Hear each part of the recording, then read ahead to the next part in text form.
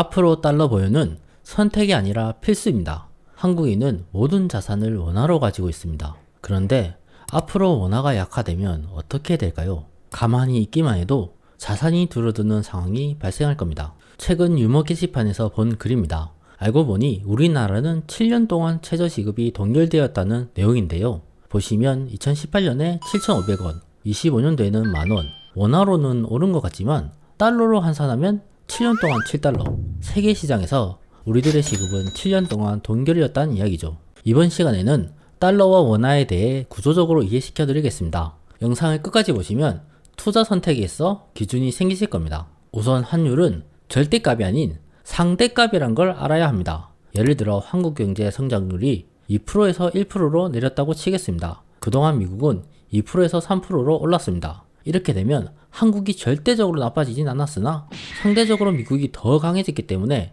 원화 약세가 일어날 수 있는 겁니다. 그렇기 때문에 단순히 원화의 움직임만 생각하지 말고 달러와 원화를 같이 봐야 환율을 이해할 수 있습니다. 그럼 달러는 왜 그동안 강했는지에 대한 이야기부터 하겠습니다.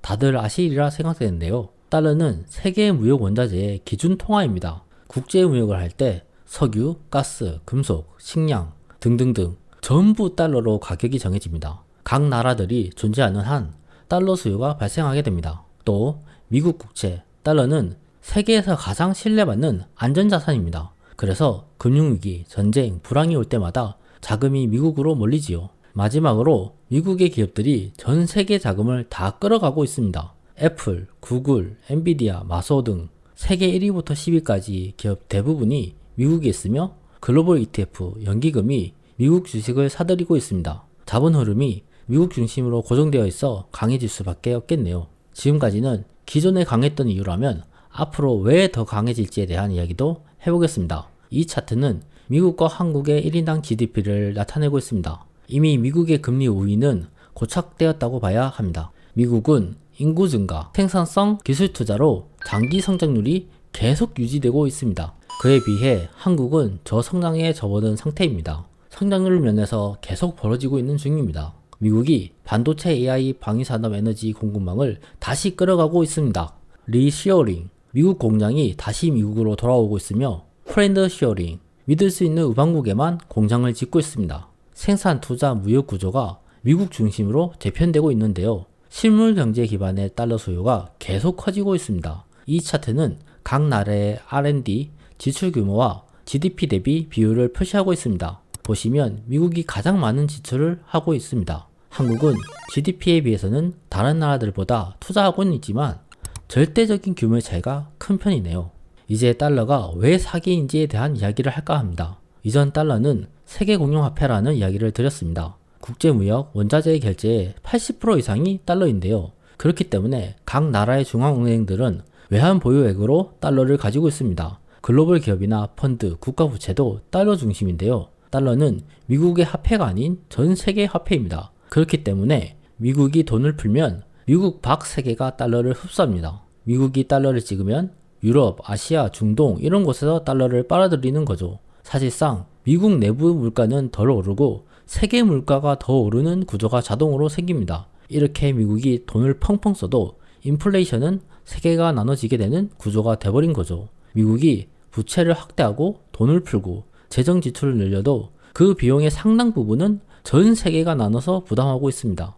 경제학에서 이것을 인플레이션을 수출한다라고 부르고 있습니다. 미국은 기축통화를 찍어내는 나라고 한국은 돈을 찍으면 망하는 나라라고 생각하시면 되겠습니다. 그럼 바로 원화가 더 약해질 이유에 대해서 알아보겠습니다. 달러의 강세 이유가 곧 원화의 약세의 이유라고 보시면 되는데요. 우선 성장률 면에서 과거보다 더 벌어지기 시작했습니다. 그래도 과거에는 둘 다 올랐고 그래서 따라갈 수는 있었으나 지금은 미국만 오르고 한국은 멈추었죠. 인구 감소도 중요하겠습니다. 우리나라 인구 감소 이야기는 어제 오늘 일이 아닙니다. 이미 생산 가능 인구는 2017년부터 감소로 전환되었고 2030년에는 마이너스 300만으로 예상되고 있습니다. 노동, 생산, 소비 모든 지표가 감소하고 있는 상황입니다. 한국의 자산 매력도가 하락하고 있으며 미국으로 자본이 집중되는 상황입니다. 과거엔 한국도 고성장, 중국도 고성장하며 아시아 자본 비중이 높았을 때도 있었으나 현재는 글로벌 자본이 주식도 미국, 기술 투자도 미국, AI 반도체 R&D 투자금들이 미국으로 쏠리고 있습니다. 글로벌 자산운용사들의 미국 편중이 역대 최고로 쏠리고 있습니다. 달러 수요는 올라가는데 원화 수요가 줄어들고 있는 상황입니다. 그리고 제가 생각하는 가장 큰 이유는 더 이상 숨길 수가 없다는 것입니다. 예전에는 한국 경제가 흔들려도 정부나 언론이 정보를 통제하면서 국민은 상황을 뒤늦게 알았습니다. IMF 때를 돌아보면 기업들은 부도가 나고 환율이 급등했지만 국민들 대부분이 모르고 있었습니다. 한국 정부가 IMF에 정식으로 구제 금융 요청을 했다는 뉴스가 나오기 전까지 한국이 위기인지 아는 사람은 많지 않았을 것입니다. 이렇게 예전에는 위기 정보를 항상 국민이 가장 늦게 아는 구조였는데요. 하지만 지금은 완전히 달라졌습니다. 환율, 외환 보유 금액을 개인이 언제든 찾아볼 수 있고 유튜브에서는 분석들이 매일 쏟아져 나오고 있습니다. 이제는 정부가 숨기고 싶어도 숨길 수 없는 시대가 왔습니다. 지금 이 영상을 보시는 분들도 원화 약세 우려 때문에 썸네일을 눌러보셨을 텐데요. 국민이 먼저 달러 필요성을 깨닫는 시대가 오고 말았습니다. 미국 금리와 한국 금리의 차이를 알고 자본이 미국으로 빨려가는 차트를 보며 한국 성장률 둔화를 걱정할 수 있게 된 것이죠. 원화 약세를 구조적으로 국민이 인지하는 시대. 앞으로는 이전 같은 금모으기 운동을 볼 수 없을 것이라 생각됩니다. 예금 대신 달러, 미국 ETF, 미국채를 사모으려고 할 테고요. 개인 자본 흐름도 미국 중심으로 바뀔 거라 보고 있습니다. 이런 변화는 심리적 전환이면서 동시에 원화 약세를 가속하는 요인이 될 것입니다. 오늘은 앞으로 환율에 있어 달러가 강해질 수 있는 부분과 반대로 원화가 약세될 수 있는 부분으로 이야기를 해보았습니다. 달러가 앞으로 강해질 흐름이란 걸 안다면 저희는 미국 주식에 투자하며 위기를 기회로 바꿀 수 있습니다. 저희 영상을 꾸준히 시청하기만 해도 미국 주식 투자를 바라보는 눈을 깨우실 수 있습니다. 제 채널은 초보자가 첫 영상부터 차례차례 필요한 정보를 배울 수 있도록 제작하고 있으니 첫 영상부터 시간 날 때 틀어놓으면서 자연스럽게 미국 투자에 친숙해지기 바랍니다. 시청해주셔서 감사합니다.